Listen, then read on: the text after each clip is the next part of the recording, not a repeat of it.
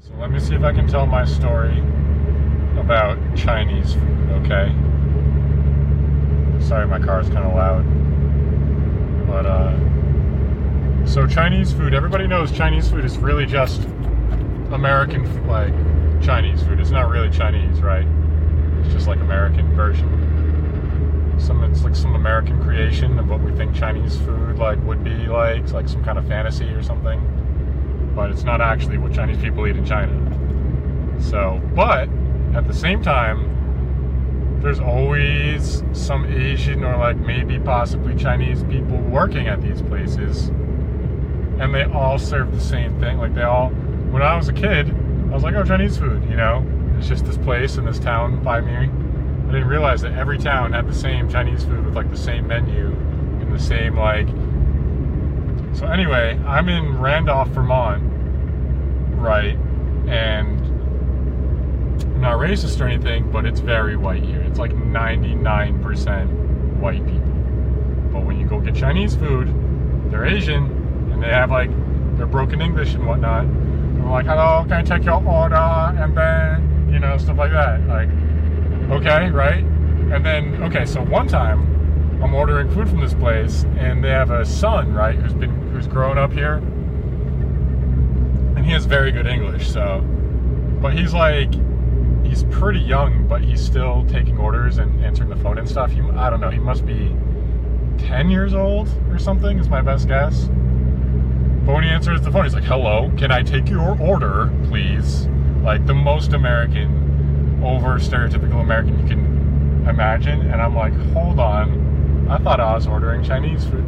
Like, I never thought that the accent would make the food better, but it does, because he answered the phone, hello, can I take your, I'm like, what is this? This isn't Chinese. This possibly can't be authentic, right? But I'm not thinking that. That must be subconscious or something, because obviously I know it's not authentic, because it's not real Chinese food. So anyway, I thought that was funny, and that it detracted from the experience, and it made me curious, like, who are these people? Where do they come from?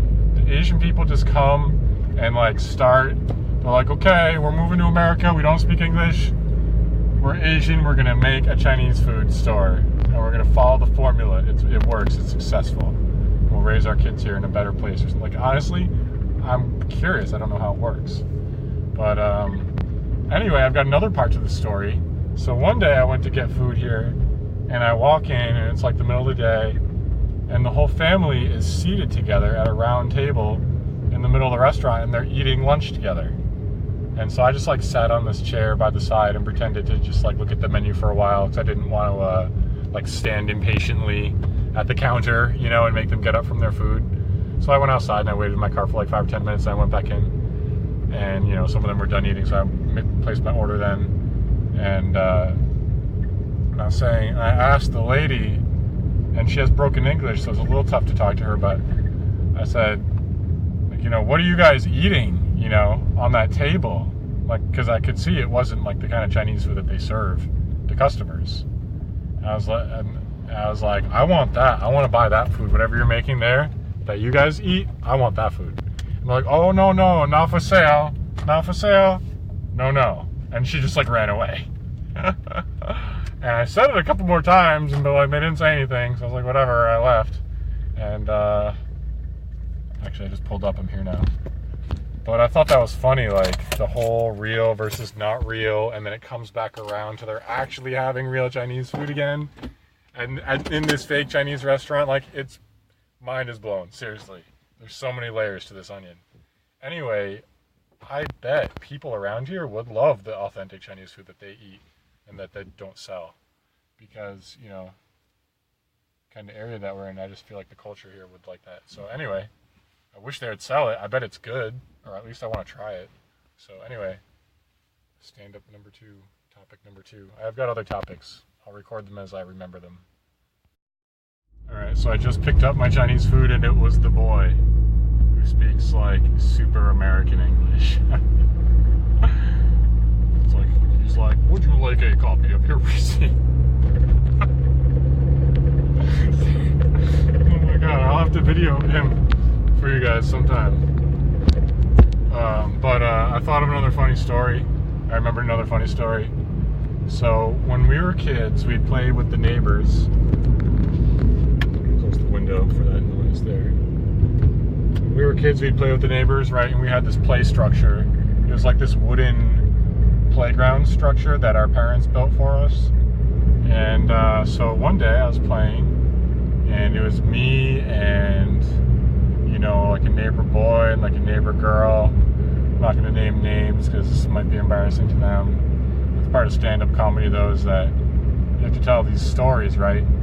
And people exist in these stories that you still know sometimes, and sometimes they're embarrassing, you know. So anyway, I'm not going to name them, but anyway, we're playing on this structure. So what it was basically a ladder and a platform built around a tree, so you could climb. It was basically you could climb up the ladder and stand on a platform that was built around a tree, and there was some ropes coming off of it that you could climb on and stuff. And I don't know, the platform's probably like 6 feet tall, so it's like standing height. So you climb up there, you can stand up on there, I guess. And one day I'm standing up there, and I'm just a little kid, right? I'm just maybe, how old was I? Man, I don't know. I could have been anywhere between 6 and 10 years old. Really too young to really, you know, don't blame me for my actions. I was a really little kid, okay? I wasn't trying to be malicious or anything. So I'm standing up on the platform. And suddenly I have the urge to, you know, relieve myself. I have to go to the bathroom, right? I have to pee. So I'm like, all right, perfect. I can go exactly where I am, right off I happen to be standing on the edge of this wooden platform, and my pee would just go right off the side and like down to the ground or the woods or whatever. So, you know, it was like near the edge of the woods or whatever. But I looked down at the path, at the trajectory that would occur, and the neighbor girl is standing there. I don't know if you guys see where this is going. All right.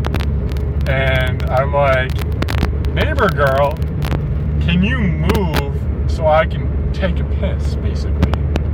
However you say that as a 6-year-old is what I said. And she's like,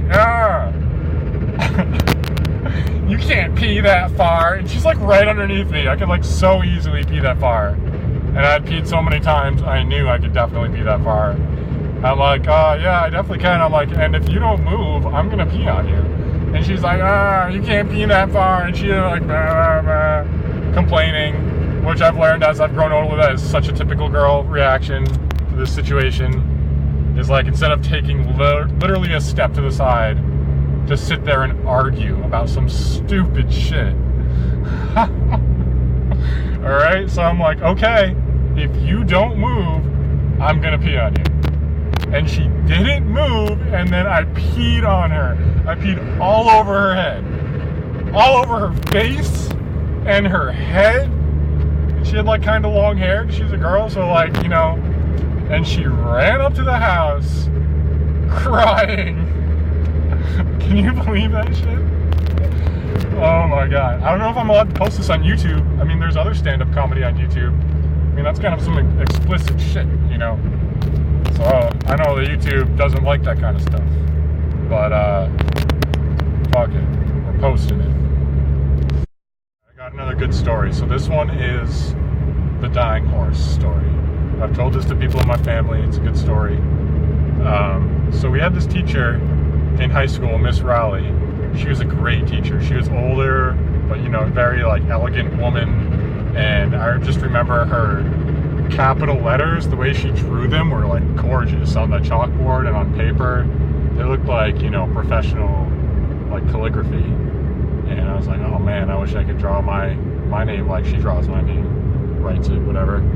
Anyway, she was really cool. She, like, did whatever she could to make, you know, the students happy, you know. We never had a bad time in her class, really. And so she had acted in a school play one year, and she had played the part of a dying horse. And So what happened was, it came to become a thing where sort of every class that we had with her during one particular semester, I guess, is that what they're called in high school? Whatever. One particular class we had with her, every time we had that class, some of the kids, for some reason, they'd ask her to do the dying horse. Do the dying horse, do the dying horse. So like every class, she would basically do the dying horse. All right, and what that would, and she'd be like, all right, because like she'd take some egging on. It's kind of like, it takes a lot of effort almost, I guess. And everybody'd be like, do the dying horse, do the dying horse. And she didn't want to say no. She couldn't say no. She loved us too much. So anyway, she'd go to the front of the class. She'd go to the front of the classroom, right? This is what you do as a dying horse. You're on your hands and knees, right? Because you're a horse, right? Okay, and then you die. So how do you die? Well, she would make it kind of theatrical, right? She would like whinny, like make horse, like horse noises, maybe like stomp her like front horse legs like a little bit, and then like fall over and die, right? The class loved this. She's like a 65-year-old, like elegant looking teacher woman who's like dying on the floor as a horse every class. All the kids are like, it's so funny, so funny, all right? And it was funny, it was great. She was a great teacher. Okay, so one time, she was doing the dying horse, right? I'll never forget this. Oh man, I've got so many good stories now that I'm remembering. All right, so she's doing the dying horse. So she's like on her hands and knees. And she's stomping. She's like, and when she goes to go like, when she goes to do like the horse snorting noise, apparently her nose was pretty full that day, and she ended up shooting snot, like mucus, heavy mucus, all the way down her face, like all over her clothes. And oh my god, that was so funny. It doesn't sound that funny now when I'm telling it, but it was ridiculous to see a teacher do such a thing at that time. I'm telling you, like just the snot that came out of that woman's face, and how hard we laughed when that happened, when she died as a horse that day. Oh my god. So what I was saying before is I just remembered another time we had this substitute teacher for art class one day, and he was this substitute that everybody knew that you could sort of like abuse and take advantage of and just like go do something else instead of sitting in that class, because he was basically just going to play a movie or something anyway. So I didn't realize that until like too late.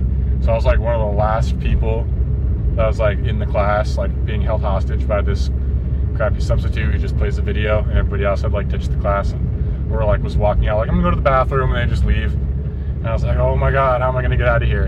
And of course, little James at that time, I didn't have the bravery to just like say, see ya, I'm gonna go to the bathroom and not come back or something like that. So I'm watching the movie in the back of the classroom, and he's sitting at the desk just like looking down at papers or whatever, pretending to like do nothing, whatever substitutes do, that don't do anything except for play a video. And